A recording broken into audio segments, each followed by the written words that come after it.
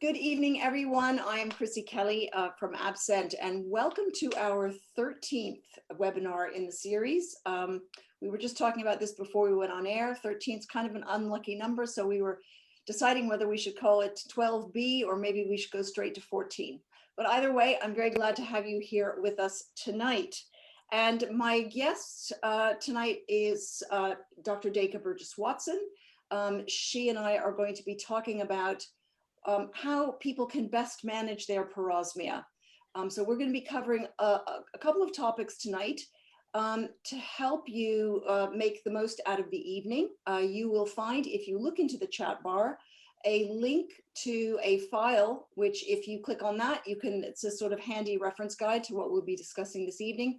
That way we don't have to share the screen, and that sometimes gets a little bit boring. So if you're interested in seeing that, you could always, you can take a look on that now. If you have questions to put to either myself or to Duika, we welcome your questions. And we've got Aiden is back with us tonight. He's got on his wireless headphones, and he is going to be looking at the Q&A bar and is going to be going through that and asking questions, interrupting. So do feel free to put your questions to us there. So I think that is enough for the housekeeping notes, and we can begin. So, Duika, thank you very much for joining us again. It's been very exciting working with you the past couple of weeks. So much is happening in the area of parosmia, and tell me a little bit about how you see the Parosmia Plan and what you think we might be able to do for patients with it.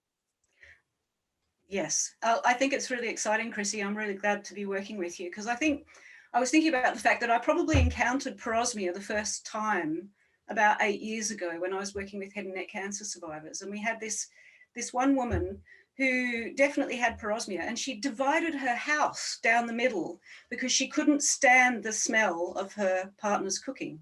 And she literally had divided the house up. And at that particular point in time, nobody had heard this in the field that I was working in. Nobody knew the term parosmia. Nobody was familiar with it. And certainly we didn't know how to help her at the time. And it's even though the term was coined in the 1930s, I think parosmia has been something that we have largely neglected in medical professions for a long time. So I'm really excited that we can start to think about how can we help people who are living with parosmia, and what sorts of strategies and things can they do to make life just a little bit simpler. And this is not just to apply to people with long COVID or post-COVID symptoms. There's a whole range of different people out there we know experience parosmia. So I've been working with cancer survivors. We've got some students who are working with Sjogren's syndrome. We know that this is common in acquired brain injury. So parosmia is nothing new, but certainly this is a great opportunity to do something about it and to really find some ways of helping people. So I'm thrilled. Yeah, and finding an approach. I mean, this is the thing which is, you know, became so apparent to me as the number of cases mounted. I don't know if any of you saw on Twitter, I checked Google Trends for the use of the word parosmia, going up very rapidly. So this is something that we need to have a strategy to help these people. You know, there may be no medical interventions for parosmia, but let's find ways of making life more bearable. Mm-hmm. So we've got this document, and we've kind of broken it down, this is from the altered eating kind of approach to eating, changed eating, altered eating. So we've taken 6 of those points. They are functional approach, emotional, behavioral, sensory, cognitive, and social. And we'll be discussing a little bit about each of those points and how we can help people within the scope of each one. So Duika, let's start with functional. And we've got a couple of points down for functional. And I'm going to read them out, and then let's discuss a little bit and just see how we can draw that out a little bit and pull something out of that anybody in the audience who is affected by parosmia might be able to use to make their life a little bit more easy. So under functional, we have how are my senses today?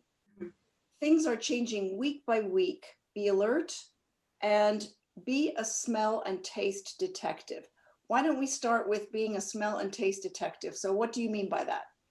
Okay, well, the thing about how we experience food is it's a fusion of all sorts of different sensory inputs. So if we are aware and understand which senses, which part of our sensory system is working okay, then we can kind of adapt eating and cooking and preparing food, knowing a little bit more about why certain things are working and certain things are not. Now, one of the things that we didn't mention, and there may be people in the audience who are unfamiliar with the term Perosmia. So I think, first of all, let's just make sure that we're all on the same page in terms of what Perosmia is. So it is a distorted perception of smells in the presence of an odour source. So Perosmia means that there is an odour source out there that's triggering a reaction in you, and most notably, they tend to be really unpleasant malodors or distorted smells that a lot of people, I don't know, you've probably heard a million different definitions of Perosmia, but the one that seems to be most acceptable to people is a fruity sewerage smell. That's a very common way of describing it. So it's a very unpleasant and constant experience that you have with Perosmia. But smell, while it largely governs our experience of food and eating, is not the only sense that we have when we're eating. So we have taste, which includes sweet, sour, bitter, salty, and umami. We have colour, we have temperature, we have texture, we have sound, the crunchiness of an apple or something like that. We have all of these different senses that combine together to give us the experience of the flavour of food. So our senses can vary from day to day, and I expect most people who have Perosmia who are here now will probably say that it's not a stable experience. Yes, and I think that's a very important point. And because people may not yet have tuned into that fact, they will have been turned off by something that they found revolting. I don't know, a certain kind of yogurt or a dish of some kind.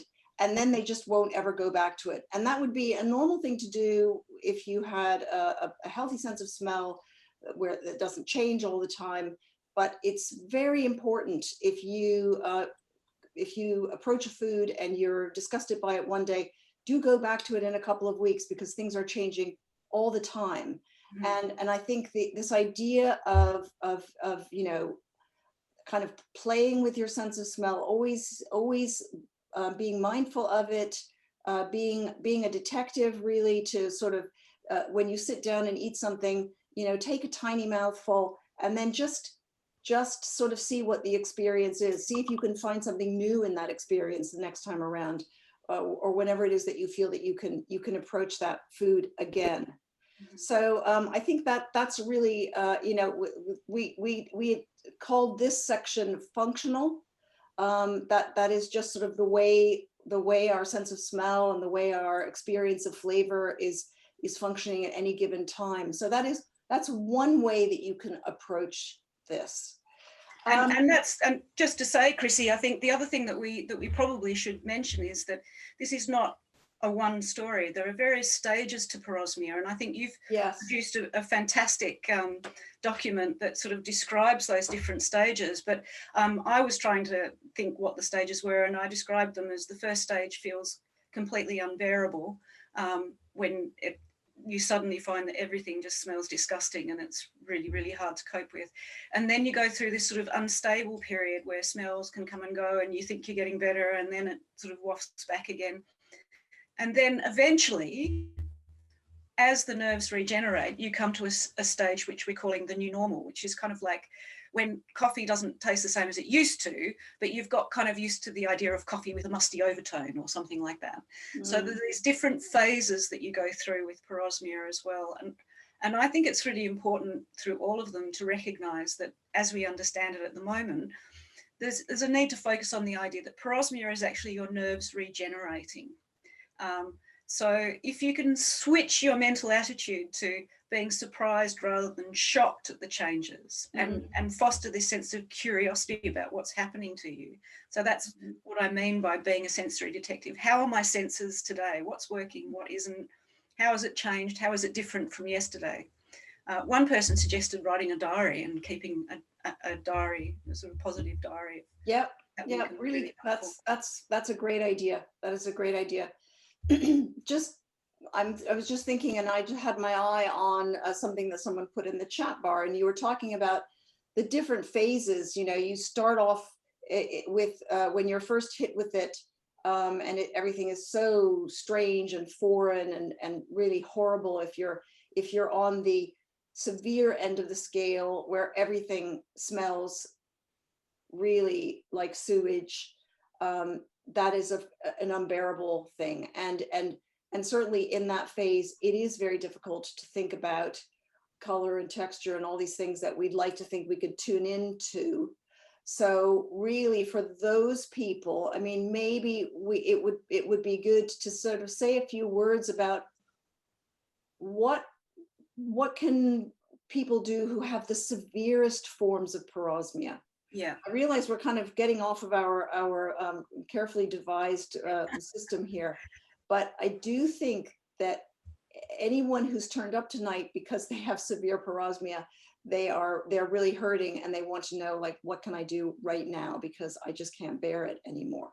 Yeah, and I think there are several things there. I mean, I've noticed on the Facebook site several people suggesting that they've lost weight rapidly because they're not eating, or they're only eating sugary foods because they can't bear eating anything else. And I think if you've got to the point where you're having excessive weight loss, or you feel malnourished in any way at all, it's really good to seek medical advice if that's available to you. I think in the current context, finding a dietitian or a nutritionist or a GP who will talk to you is difficult, but if that's available to you, I'd really recommend it. So there is actually guidance in the UK that says that if you haven't eaten anything for more than 5 days, or you're not likely to eat anything for the next 5 days, then a GP has to talk to you about this, and they may be able to prescribe meal replacement drinks for you. Yeah. So there are certain ones like 40-sip neutral, Scandi Shake neutral, New Ultra, Food Link Complete. These are meal replacements that can be prescribed by your GP. Yeah, and I just want to say that for anyone in the US, those brands may not be available, but it's a question of finding something. Meal replacement shakes, you can look for that on the internet. There are also commercially available ones, which Dake and I have both tried out, that are there. This particular company does unflavored and unsweetened product to which you add water, or you could add milk or milk substitute, that if you found one that was palatable, and then you mix that up and you basically just neck it, drink it down, and that's your all the nutrients, all the proteins, carbs, everything that you need, fiber is in one glass, and you're done until the next meal. And those kind of meal replacement drinks for a day, and that's it. And I know that I have heard of extreme cases where the person in question lived for 10 years on meal replacement because they just couldn't tolerate any kind of food. So that is the best way forward if you really find yourself in this very, very critical phase. But I think that we also have to consider that this is a problem. Parosmia is, of course, it's a problem with your altered sense of smell changing everything for you, but it very quickly becomes an emotional problem as well. And for those people, we need to help them, find the right kind of help so that they can get over that. Duika, do you want to add anything to that? Just a couple of other additional points about the meal replacement drinks. The other thing, I know when we were working with Gwyn, who'd survived head and neck cancer and had parosmia, she discovered green smoothies, smoothies that she made herself. And there's lots of really good sites online for how to make a smoothie. and if you make them with lots of vegetables and things in, you can actually make a good substitute for a meal replacement drink yourself at home as well. And just one other thing is, if you can't get any help from your dietitian or GP, there is actually in the UK something called freelancedietitians.org. So you can, if you can afford it, you can pay for a dietitian to help you out with that stuff. So that's one thing. The other thing that I wanted to mention just briefly was nose clips. I mean, interestingly, in the 70s, there was a paper, a research paper where they finally came to the conclusion that the best thing that you could do when you're in that unbearable stage of Porosmia is buy yourself a good nose clip, Right. and pop it on to eat. And I know Right. lots of people on the Facebook site have found the swimming nose clips or any kind of nose clip really quite helpful. Yeah, that's true. So Aidan, I think I see your finger hovering over the Q&A button. So what do you have for us? Someone says here, I understand different ways to experience food, but when I eat something that smells so vile and I feel I'm eating my dog's poo, it does not help me to concentrate on how crunchy, cold, or colourful it is. What to do then? Right. Well, I think that's the person who I saw in the chat bar, and I think, you know, that is a case that is repeated many times in the Facebook group, and really when it's that bad, the best things are a nose clip and unflavored protein shakes. And you know what Duika was mentioning just a minute ago about, you know, hopefully then graduating to smoothies or finding, you know, ways to incorporate other kinds of food into your diet. That is all has to be done on a case by case, taste by taste, little increments until you feel that you've found something that you can work with, and then you can build on that. So maybe you decided, and people put lists into the Perosmia Facebook group, you know, this is what I can eat now.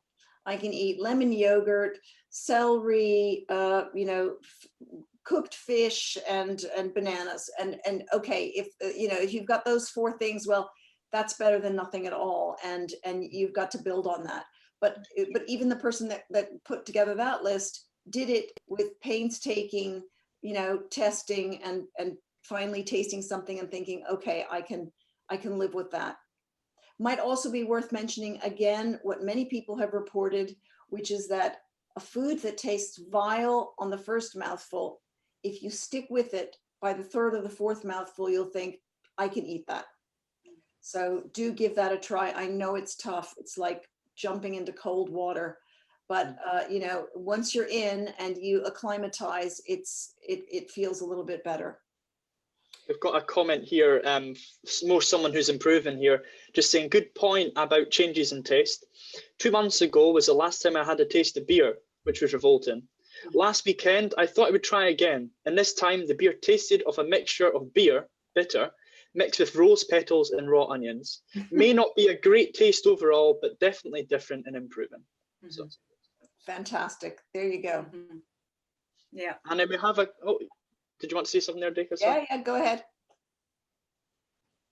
No, I was just going to suggest that this is the kind of the idea when we talk about a new normal, that some things may come back to exactly how you anticipate them to be, and some things may not. And a lot of what we know about food is a lot of why we like what we like is about anticipating it tasting of something in particular.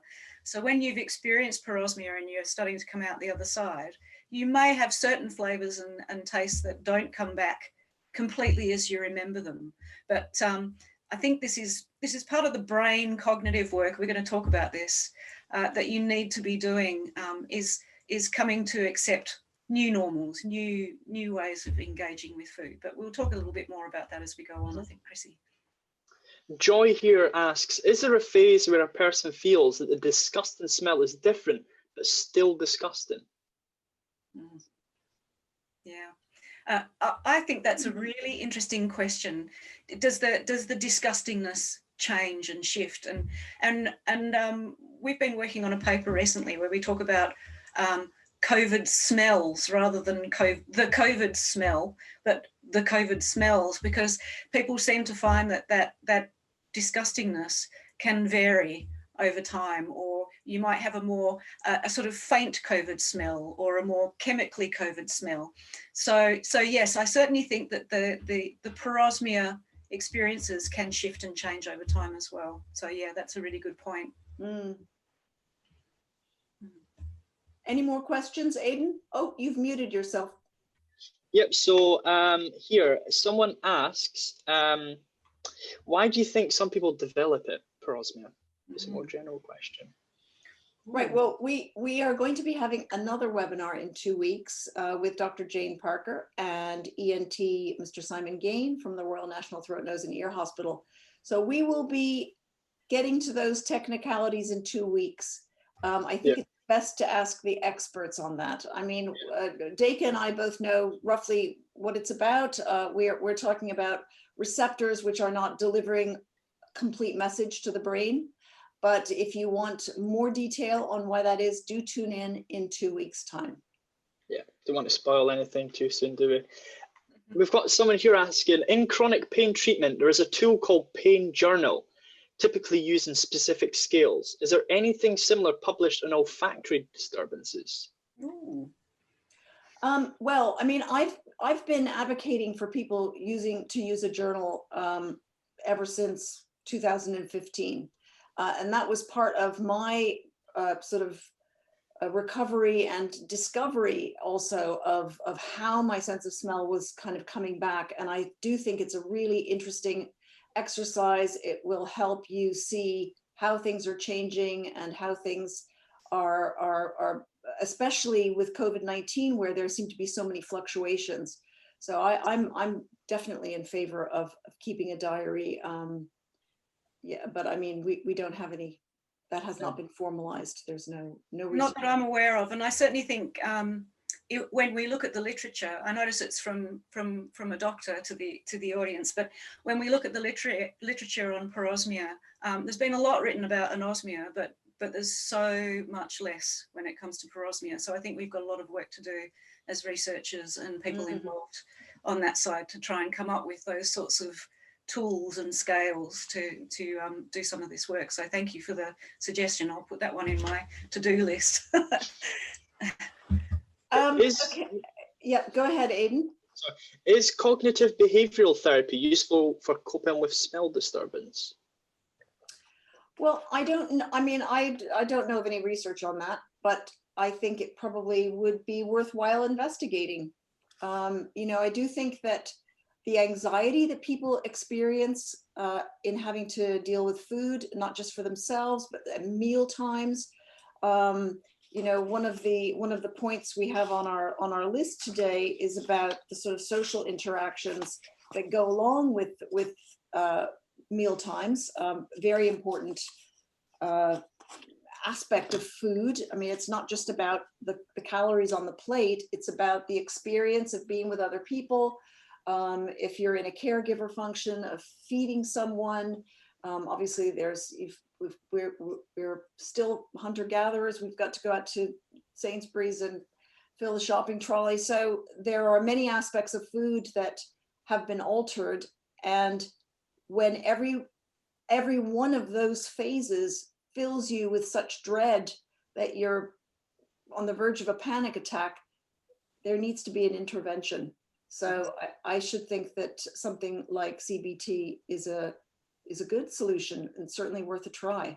Yeah, and certainly we, a few weeks ago, we had Vincent Deary on, who is a CBT therapist, and he was certainly using some of those techniques, I think, in thinking this through. I think it'll, in the US, I'm not sure what's going to happen, but certainly in the UK, there's been a lot of talk about setting up clinics for people who are experiencing longer term effects with COVID-19 or long COVID. And I'm very much hoping that CBT and those sorts of therapies will be part of that, so that people will have access to those sorts of therapies. And, you know, the thing about us, that smell loss is so much of it goes on in our brain. I mean, it's a relationship between our brain and our physical senses in such an important way that that our mental health is so much part of this picture. And also our mental engagement with food is so much part of this picture. So it's a really good point. I think certainly CBT will be, and psychological therapies in general will be really useful for helping you come to terms with it. So if you have questions for us or comments, do put them into the Q&A bar, which is one of the buttons down on the bottom, not in the chat bar. So Aidan, tell me, I think I see we've got more questions, so give us another one. Sure we do. Yeah, Sonal here asked, does it get worse before it gets better? I've noticed things have really worsened for me over the last week, and I understand from reading online and the Facebook group that it could be a sign of nerve regeneration. How long does it take to go through this really bad phase? Well, thank you for your question. I would say that, again, that's something that maybe we should speak to Simon about in 2 weeks, but in general, I know that parosmia is considered part of the recovery phase. Thomas Hummel, who was here a couple of months ago, sat right there where you could have seen him, and he said his opinion on this is that if you have parosmia, you are very likely to recover. So it is a phase that is turning out to be quite long for some of the people that have COVID-19. But I think it's, you know, it will take time. You know, we're people who lost their sense of smell in February are still experiencing parosmia. So I think we can safely say minimum, maybe, you know, 9 months, 10 months, a year, even more than that. It is certainly not uncommon for people to have a certain amount of parosmia for a couple of years. So, you know, you've got to, it's really important for you to keep smell training, Sunil. I do hope you're doing that. That will not help the parosmia specifically, but it will hasten the process of recovery from everything that we know about smell training. So I think you should be ready for a long haul. And I certainly hope that for you, the critical phase is blessedly short. Next question. Yeah, Bridget here says, I feel so bad if people have prepared food or are wearing perfume that makes me so revolted. I struggle not to gag or grimace. Oh. I don't want to alienate friends or end up just isolating myself. Is there some way that this could be made more understood in the media so that people don't think I'm being rude or being a princess? Oh. Yeah. Duika, do you want to speak to that? I just feel for you so much, and it's a really difficult thing for other people to understand. It's really not until you've been through something like parosmia that you can explain it to somebody, or you can experience it. I mean, we've got some videos here, a slightly humorous aside perhaps, but I'm giving a workshop in a couple of weeks for acquired brain injury for dietitians and various other people working with acquired brain injury, and I'm going to be feeding them all durian lollies. Now, durian is a Southeast Asian fruit that divides people quite dramatically. It's got a very powerful aroma that can really, if you go online and look for durian kittens. Yeah, they gag, don't they? You know, have you seen this, Aidan? I've seen it. They gag. Yes, they gag and they start digging holes with their little paws trying to bury it because it smells so revolting. And I suspect it might be a little bit like the parosmia experience. If you can find some durian cookies at your local Thai, Chinese or Southeast Asian grocery somewhere near you, and feed them to the person who is not listening to you, that may be a way of them having some understanding of what it's like to live with parosmia. But it's really difficult to get across to other people, and somehow I think one of the things that's quite helpful for me, having worked in this area for years, is that there are so many people who now understand it so much better. So you have got a community of people that gets it. Yeah. And if you're not part of the Absent Parosmia and Phantosmia Facebook group, I would really recommend you join that, because at least you have a community of people who do get your experience there that you can. And as far as, you know, how do you get yourself out of an awkward social situation? God, I wish I had an answer. I think the most you can do is say, I am so sorry, but I have this condition. which is a result of having COVID-19, and I just can't bear to be in an environment where there is the smell of something that, you know, whether it's perfume or food cooking or whatever it is, and then you're going to have to, for your own mental health, you're going to have to find a way of expressing that and just remove yourself from the situation. Mm-hmm. That's really hard. It's really hard. I'm so sorry. Right. Okay. I think what we're going to do now, Duika, is the time is whizzing by. Let's quickly go through the other things on our list. Yeah. And then we can take some more questions at the end. Right. Okay. So one of the things that we've got here is the emotional impact of parosmia. And I mentioned before that, you know, that this is very much a mental health issue. But I also want to stress that losing your sense of smell and being confronted by this awful smell is very much a bereavement process. And you need to just let yourself feel that and not try and fight against it, because it really is perfectly awful. And you should be allowed to kind of own that and not have people say, oh, get over it, or, you know, it's not that bad, or, you know, all those things that people will try and say in order to minimize that. So, you know, let me give you permission to feel as rubbish about this as you need to, because it is very, very difficult to get to grips with. Another thing that we've spoken about in other webinars, Ilona Croy was here not too long ago with Professor Barry Smith, and we talked about the loss of pleasure. And I think that, you know, that the loss of pleasure goes hand in hand with the arrival of this enormously awful, hideous experience that you're getting 24/7. So losing the pleasure of food is also going to drain you. And again, you have to, like any bereavement, you are going to have to sit with that and make your own peace with it while your body is recovering. And then, as we discussed when we had Kim Price with us, and was that last meeting we had? I think it might have been. And Kim is an inspirational person, I think, who lost her sense of smell when she fell off a ladder.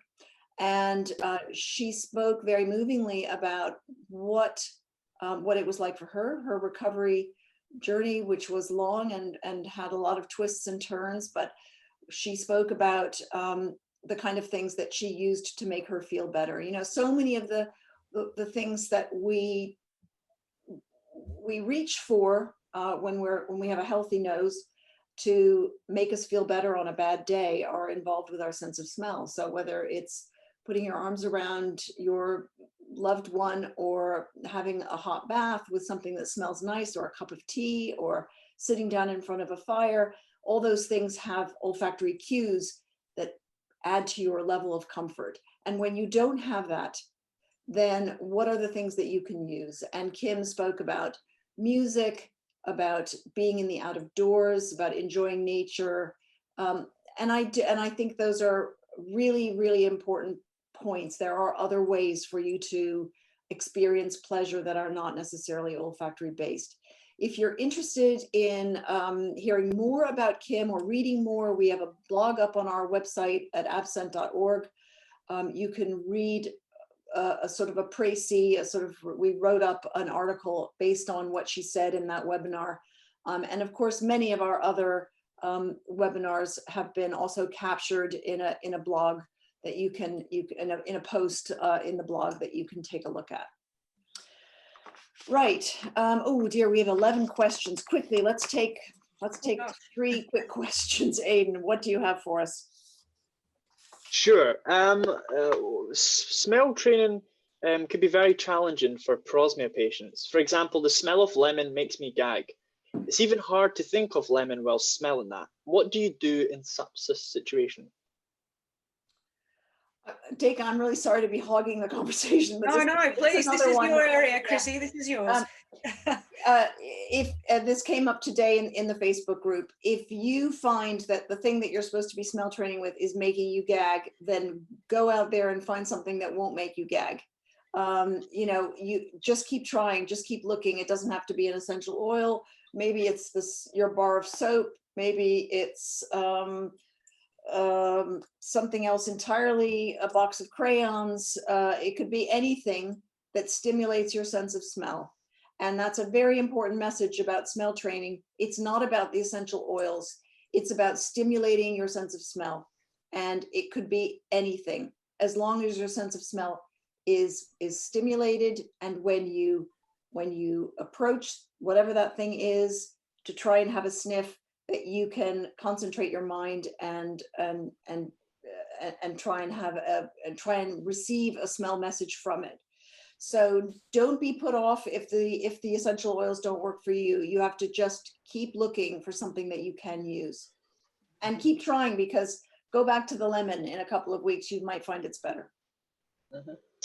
We have a question here. I've been using a nasal spray, steroid, which I feel is heightening my Perosmia. I'm continuing with it and hope it will accelerate recovery. Is this a common experience when using steroid sprays? I would, again, that is a question for Simon, but in 2 weeks, but I think I would say that Perosmia is something that happens in many cases, and you might be using steroid sprays and you might be getting Perosmia, but the two might not have anything to do with one another. I think it's much more likely that your level of Perosmia is just increasing as you recover, and that this arrival of Perosmia has nothing to do with the nasal sprays. So I'd be very skeptical of that. Anything else? Robin here asks, I've had no taste or smell since March. 2 months ago, any meat or eggs were totally unpalatable. Until recently, I have dealt with this rather well. However, I'm become very depressed and fed up. My husband encourages me to eat to make sure I have something, but I have no motivation. How can I get out of this slump? Duika, what do you recommend? I mean, this is why we're here, I think. It is a slump and it is a difficult thing. I think in a sense, it would be really helpful, Chrissy, if we started to go through some of the hints and tips that we've got, so that there are things that you can start, in a sense, shifting your mental attitude into a different place that enables you to kind of not quite treat this as a challenge, but if you can shift your thinking, it can really be helpful. And I will say this word a million times to people with Porosmia: curiosity, curiosity, curiosity. If you can develop a sense of curiosity about your experience, become the expert of your own experience, become a sensory detective, and start to really, in a way, get interested in what's happening to you, it becomes a lot easier to deal with mentally and emotionally as well. And I think, Chrissy, you've said this as well, that for you, that developing of curiosity is such an important skill and strategy that you need to be able to deal with Perosmia. Yeah. So perhaps we should sort of move on and talk about some of those strategies to make it, particularly food and eating, right, a little bit easier. Yeah, I think that's a good idea, because some of the questions are quite quite like that. So I think it might be quite good. So let's talk about the bland and bold strategy. So Duika, why don't you describe what that is and how anyone who's listening might employ that strategy to find a better way of achieving a balanced diet. Okay, so we came up with this idea of the bland and bold strategy because what we know about Perosmia, and to go back to the definition of what it is, it's triggered by an odor. So if you can find foods that don't have strong odors and have them as your bland foods, if you like, the sort of base foods that you can build a meal from, then you have some bland foods that are really helpful. And they might be things that don't give a lot of aroma, things like some people say yogurt, tofu, cheese seems to be reasonably acceptable to a lot of people, potatoes, beans and pulses, mushrooms for some reason seem to be acceptable to a lot of people. So they can be quite bland and used as a base to build a meal on. Then the bold strategy is if you can find things that are almost like masking agents that can cover up some bad smells. So there's quite a few that people have mentioned. So some of them might be particular spices. Cinnamon seems to be a really useful spice for a lot of people. Sometimes a sour flavor like a lemon or a lemon water. A lot of people strangely mentioned olives as being really, really helpful. Of course, olives are full of umami, and yep. Umami is something that you should be able to experience even if you've lost your sense of smell, because it's something that you've got receptors for that in your mouth. So I can really see why a lot of people like olives, and I recommend them. Okay, so and if it's umami that you can work with, this is one of your taste receptors. Umami is found in things like tomato sauce, Parmesan cheese, soy sauce, and that sort of boosts the overall flavor experience. So if umami is something that you're okay with when you do your check-in in the morning and say, how are my senses today, and umami is working for you, then go off and look up umami and lavish it on everything and see if that helps. So I think again the bold strategy might be that you find something like a lemon water or a mint or a cinnamon or something like that you can, or what about chili, for instance, or a hot sauce. Yeah, hot sauces, or lime pickle, things that are like super sour and super hot and salty and sweet at the same time, so experiment with those. I think that it's like having you need a little bag to carry around with you that you can sort of bring it out if anybody puts anything in front of you that's difficult, that you can slather on some of your bold strategy. So that can be one strategy, is the bland and the bold. So finding your bland foods and finding something bold that you can mask some of those unpleasant flavors with. I want to mention we've got a lady who's a member of the Facebook group. She's been in touch with us. Her name is Carol Shadford, and she's a cook herself, a chef, and has parosmia. And she's come up with a sort of ingenious strategy, which she calls portion and proportion. So Duika, why don't you describe a little bit of that, because I think that's a really good one. Yeah, what Carol's come up with, which I really like, is this idea of a way to play with food safely. So you start with a safe food to get your palate nice and clean before you start. So she has this photo of a big bowl of rice that she finds what I would call a bland food, but she can start with something like that. And then she puts lots of different things in little bowls, in separate bowls. So she doesn't try and mix everything together straight from the beginning, but she rather keeps everything slightly separate, and then has simple spoonfuls with subtle variations, taking bits from each of the bowls. So she's not going to end up with lots of wastage, which I know can be really problematic if you're suffering from Perosmia. You end up making a meal and then you can't eat it. So this is a really nice way of sort of experimenting with portion sizes and proportions. And she suggests that you can play with those proportions. So adding a little bit more of that or a little bit more of that. I think it's a really nice strategy and idea, portion and proportion. So playing both with, starting with just small amounts, lots of little bowls. Thinking maybe if you went to one of those really expensive zizzy Michelin star restaurants where they serve you up a plate of food and everything is in tiny portions, and sort of imagining yourself in one of those sorts of situations, but it makes it much easier to just sample things rather than feeling like you have to eat a whole meal of something. So you can play around with it that way. Yep, good. And then the final one that we have here under sort of the heading of behavioral is avoiding triggers. And that sounds obvious, but it's really important that you understand the classic triggers, which are things like coffee, cooking meat, and of course that's a lot of, it's one food group, but I mean, that's very often meat in every meal. So that can really hamper your experience of being around a kitchen or eating with other people. So meat, obviously, onions, garlic, eggs,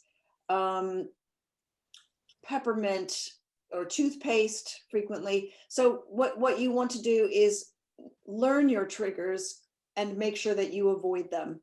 And, you know, easier said than done, but if you can be very careful about that and also avoid hot food, hot kitchens, and try and eat more room temperature food or cool food, I think you'll find that more palatable than otherwise. Yeah, and this also sort of ties into a question about going shopping, for example. A supermarket store can be unbearable for a parosmic. So wandering the grocery store can be a very unpleasant experience. So rather than putting yourself in harm's way by putting yourself in an environment that triggers you, buy your groceries online if that's available to you. Yep. I know Carol, again, another thing that she sent us some beautiful photos of her outdoor kitchen. So she'd set up a kitchen outside the house so that she could cook, and the smells would dissipate a little bit more than they would if they were in the house. Another person who I've been speaking to says she's banned toasters from the house for the moment. So there may be ways of, you might have to rope in some family members to help with some of those triggers as well. Mm. Yes, and I mean, we had an earlier question, you know, how can I help my family understand what's going on? You might actually wait for this to be put up on YouTube and sit down and watch with them so that they can understand, you know, just how bad it is. Okay, right. What shall we look at next? Probably the sensory, I think, Chrissi, naturally follows from this. Yeah. Some of the sensory strategies that we kind of identified. Right. Well, then tell us about the sensory strategy. Well, there are lots of different ones, but we thought it might be nice to highlight a few of them tonight. So texture as one, which we've spoken about a little bit, color, and then talk about palate cleansers and temperature. So we've got a few things to talk about there. Texture is often one that I've found really useful in the groups that I've worked with. In that, if you think about, and one of my favourite chefs is a wonderful British chef called Fuchsia Dunlop, and she went to China and became a Chinese chef, and she got to understand that in Chinese cuisine, they place a lot more emphasis on texture than we do in most Western cuisine. So if you have a friend who's Chinese, go and talk to them about texture, because sometimes the food that they eat will be much more for the textural experience than it will be for the flavour experience. So if you can adjust your thinking to start experiencing the texture of a food, shift your attention away from looking for flavour or searching for flavour or anticipating flavour, and shift your attention towards experiencing the texture. And that's not just whether it's crunchy or soft, but it can be the variations in size and shape, the nature of the crunch, how it feels when it's moving around your mouth. So this is almost a CBT strategy, actually. So it's shifting, if you want to call it mindfulness, shifting your attention to a different aspect of the food that maybe you weren't highly conscious of before. So that can be quite helpful strategy. Did you find that useful, Chrissi, when you were? Oh, absolutely. I became completely hooked on texture. You know, whether it was, for instance, the feel of a toasted pine nut in my mouth in one setting. So with, I don't know, in a salad with goat cheese was a certain kind of perfection, but for another dish, it had to be walnuts. I mean, that's the level to which I got fussy about or paid attention to the texture thing. I mean, of course, in Western cooking, I mean, I think, you know, wherever there's a lot of processed foods, there is a loss of texture. So if you think about fast foods, things like that, it's all meant to be very easily chewable and that kind of thing. So I think people have kind of lost that interest in texture. And for me, I mean, I don't eat a lot of processed food, but certainly after my smell loss, my interest in texture became much greater, much greater. Yeah, and I was reading a paper the other day where somebody had compared the terminology for textures across different languages. So there are a lot more words for textural experiences in Mandarin than there are in English, and similarly in Japanese. So if you want to get really curious, you can go off and learn a new language for texture as something that sort of takes the attention somewhere else. The next thing we had on the list was colour, Chrissy. Yes. And it reminded me of the classic, whenever we talk about colours, we talk about this Roman gourmand whose name was Apicius, who said, the first taste is always with the eyes.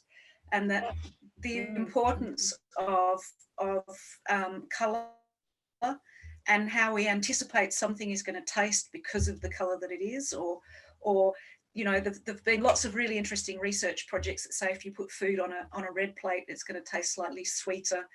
If you colour something blue, it's going to make you feel a bit revolted by it. But also we know, for example, that there's nutritional value in colour. So all of those kind of beetrooty colours tend to be really high in polyphenols and anti-inflammatories. So there are good reasons to be interested in the colour of food and also the colour of the cutlery to make it a sort of colourful experience. Again, Chrissy, I mean, I'm fascinated because you've been through this, is how much the plating of food and the colour and the preparation of it changed your relationship with it when you had Perosmia. It certainly did. I noticed very quickly that food on a white plate, I mean, unless it was beautifully plated up in a restaurant or something, but when I was just cooking for myself, food on a white plate just didn't work for me. And I don't know where I was that I had food on a black plate. And I thought to myself, yeah, that really interests me. It just looked very appetizing on the black plate. And so I then went over to gray plates. So I have gray plates right now. And I just think it's very, very important to me that when I look at the food, it looks nice. Yeah, but that, I mean, that may be, you know, obviously everyone's different. So, you know, but I do encourage everyone to think about the way the food is on the plate. And when people come into the Facebook groups and they talk about food, we've had a thread recently, people putting up recipes. It's interesting to see the care with which they take, you know, that they take putting a plate together, taking a picture and upload it. And invariably you see these things, you see something that's colorful, that's attractively put together, you know, with a little bit of parsley on top or something. So important. It also shows that you're taking care to make something nice and to be nice to yourself. And that's also such an important part of, you know, making your way out of this bereavement, is to not just beat yourself over the head with how awful it is, but actively try and do something good for yourself. That can be a tough thing to deliver. It's hard to believe we only have 7 minutes left. So let's power through those questions. Aidan, what have you got? Sure. Andrea says, well, a lot of food, a lot of the trigger is in browning, so meat can be a lot better and tolerable if it's not fried or roasted. Boiling chicken is more tolerable. Yep. That's exactly right. And this is something that, if you want to look it up, it's called the Maillard reaction, and it increases the flavour when you cook things. We don't exactly know, and this is the work that Jane's doing with Chrissi, doing the research and trying to understand what the different odour molecules are that tend to trigger Perosmia more than others. But certainly, I mean, we've done workshops with people with Perosmia in the difference between a white stock and a brown stock. So with a brown stock, you cook the meat in the oven first, and it increases the flavour profile so much that for somebody who has Perosmia, that's almost inedible. Whereas a white stock that is just cooked without that browning of the meat process, it can be a lot more tolerable. So being aware that any kind of burning, cooking processes like that are likely to increase the flavour profile and the volatiles, the aroma volatile. So that's going to make it more difficult. Yep. So I would say, gently poached chicken, steamed fish, that's two ways of getting around the problems of, the browning reaction. I mean, considering how horrible roast chicken is, I mean, chicken is just like the numero uno of bad, parosmic triggers. But a cold poached chicken, let's say in a sandwich, is not so much of a problem. So for those of you who are just thinking, oh my God, I can't eat chicken, do try that. Try cold sliced chicken with no brown skin on it or anything like that. Right, Aidan, next one. Yeah, Agatha asks, so there is no point in exposing ourselves to the triggers to teach the brain that it's something normal and get used to, so that eventually maybe it goes away? That's actually quite an interesting question, yeah. It's a very good question. We don't know the answer to that question. We don't. And I think it's the question about beating yourself up and challenging yourself. And there's a difference. And I think one needs to have a really, really strong focus on looking after you. And if you want to challenge yourself, that's great. Do it in little bits, but be kind to yourself. That's kind of like key, I think. Yep. Thank you, Agata. So, okay, next one. I noticed that the water at my parents' house is unbearable to even smell. They have a water softener. If I haven't had realised it was the water, I would have assumed that all the food prepared with water or rinsed with water was the culprit. Might be worth mentioning to people. I think water is something before, remember, Chrissi? Yes. People were saying. Yeah, we talked about that in the other webinar, didn't we? That water can contain, again, if you think about it like this, that when your nerves are regenerating, they become highly sensitive to the most potent odors. So water is not without odors. And in fact, it's full of different things that are likely to give off an odor that we may become so familiar with we don't even notice it. But when you have Perosmia, you might notice it. So the suggestion for water is get yourself a water filter. There are three ways you can do it. You can very simply put the water in a jug and just leave it sitting on the side for a while so that some of those odor molecules will disappear. You can get yourself a charcoal water filter that isn't very expensive, or you can get yourself a really expensive water filter for the whole house that's going to do your shower and your bath and everything. I know some people find showering difficult, for example. So there are different levels that you can do with that, but water is not without an odor. So that's the thing to be appreciative of. So when you go to somebody else's house, you may find that the water quality there is a little bit different. Aidan? We have someone here asked, well, more just as an end statement. No question, but a great compliment from a big fan in the Netherlands. Great how you've created a structure for people who have to cope with Perosmia. And this is someone from the Dutch Smell Disorder Association. So yeah, that was nice to hear. So we look forward to sharing more with you as time goes on. Okay. Anything else, Aidan? Just quickly, is there a way to know if it's Perosmia or if it's a phantom smell? Well, a phantom smell is a smell message that you're receiving in the absence of anything in the environment. So it's originating in your brain. So probably the best way of finding out whether that's the case is to have somebody ask somebody whether they experience a smell. As Duika just said, as we recover, if someone who has Perosmia is going to be extremely sensitive to maybe even low levels of a certain compound that is triggering them.